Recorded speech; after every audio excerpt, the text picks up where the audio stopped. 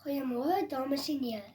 My naam is Leandre Eywood en ek is in graad 4 laerskoolskole in Port Elizabeth. Vandag lees ek vir julle Afrikaans moedertaal poesie. My stuk se naam is Ek gaan nie hierdie rympie vir 'n klomp mense opsê nie, geskryf deur Jaco Jacobs.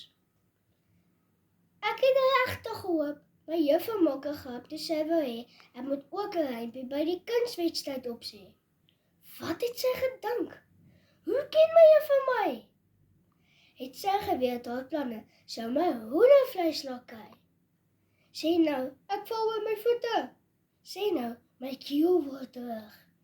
Sê nou, ek slaan my naam met 'n plank op daai verhoog. Wat as ek word begin gehou? Of my klere sopnat sweet? Wat as ek, wat nou weer?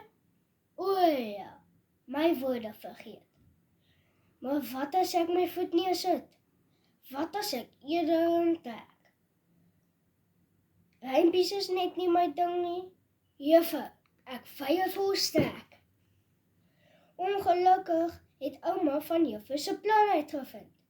En sy het gedink, dis fantasties. O, ek is so trots op jou kind. As dit kom by dinge soos voordag, het jy dalk 'n bietjie na my. Op my dag het ek op die afstand van altyd A++ gekry. As jy hierdie soort rare talent het, moet jy dit vir almal wys. Ag, doen dit vir ouma en noem haar gerus jou prys. So, omkopery is die rede waarom ek nou hier vir julle staan. En ek dink dit het dan tot dusver nogal heel skaflik gegaan. Ek het nie oor my voete geval nie.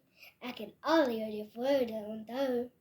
My vingernaels voor die tyd was net so stomp gekou.